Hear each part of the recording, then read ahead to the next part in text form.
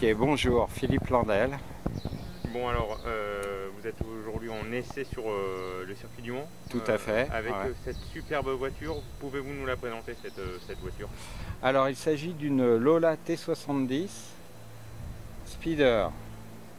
Donc, ce sont des voitures qui ont été développées par Lola, qui à la base est le concepteur du châssis de la GT40, hein, dans la grande épopée de Ford pour conquérir le titre au Mans. Il s'était rapproché de ces sociétés indépendantes, Lola, en Angleterre. Et donc, comme il n'y a pas eu entente entre la firme Ford et Lola, Ford a développé de son côté la GT40. Lola a continué sur un châssis coque, ce qui différenciait bien les deux firmes à l'époque, et a sorti la T70. Donc vous avez là un modèle Speeder. Donc à noter que le modèle Speeder n'avait pas de compétition en Europe et a été principalement développé pour la coupe Can-Am aux États-Unis. Voilà. Passionné de Ford et de Lola? Ah oui, oui, passionné de toutes les voitures de cette période-là parce que bon, moi je suis né au Mans, je les ai vus courir, j'étais tout petit et toutes les évolutions qu'il y a eu après.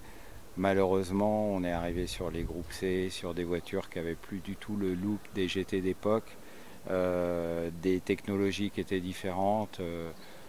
Donc nous, je dirais que la passion s'arrête au moment où on commence à embarquer de l'électronique.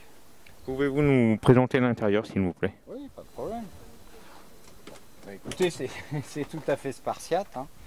En fait, l'architecture du châssis, c'est relativement simple. Vous avez de chaque côté les réservoirs, deux places, et certaines même n'avaient qu'une place et demie à l'époque, très proches l'une de l'autre, et puis le moteur central.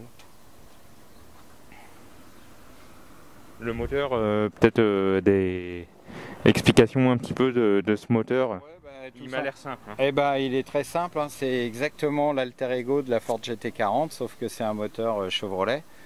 C'est le V8, 5 litres 7, qui équipe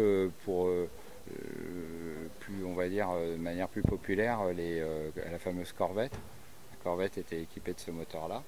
Donc c'est un moteur à l'époque qui était un moteur stock, on va dire, mais qui a été un petit peu, dont les performances sont un peu développées grâce à des culasses qui sont plus aérées, donc un arbre à cam aussi qui prolonge un peu les durées d'arrivée d'essence et d'échappement. Voilà, c'est un petit peu plus nerveux et surtout beaucoup plus de couple que les moteurs qui équipent les Corvettes de série. Alors là-dessus, on voit une boîte UN qui n'est pas la boîte de la voiture à l'origine, qui est en cours de réfection, mais bon, la boîte UN va très bien, encaisse le couple et on va dire que ça dépanne très bien pour l'instant. Vous faites des petits entraînements, vous faites expliquez-nous un petit peu. Bah, moi, je fais principalement du roulage plaisir. J'ai pas du tout l'intention de rouler sur des courses officielles chronométrées, tout simplement parce que ce sont des budgets trop importants et je pense que ça gâcherait le plaisir. Voilà. Ce qui m'intéresse, c'est surtout le développement, rouler pour le plaisir, voir à peu près comment se comporte la voiture et la développer. Je dirais que là, ça fait 5 ans que je l'ai remise à niveau. Et depuis, bah, je continue à développer. Je ne suis pas encore arrivé au bout. C'est ça le plus intéressant. D'accord. Eh bien écoutez, merci beaucoup. Je vous en prie.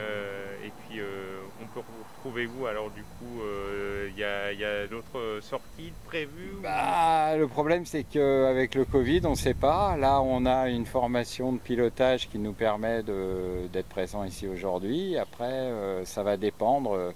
Mais sinon, bah, dans tous les plus grands circuits de l'époque, que ce soit Spa, Francorchamps, Castellet, Manicourt. On va aller certainement courir en Italie à Monza et aussi un autre circuit dont j'ai oublié le nom à côté de Rome. Voilà, circuits qui ont accueilli les grandes compétitions de l'époque. Voilà. Mais toujours dans un état d'esprit roulage plaisir. Merci à vous. Je vous en prie.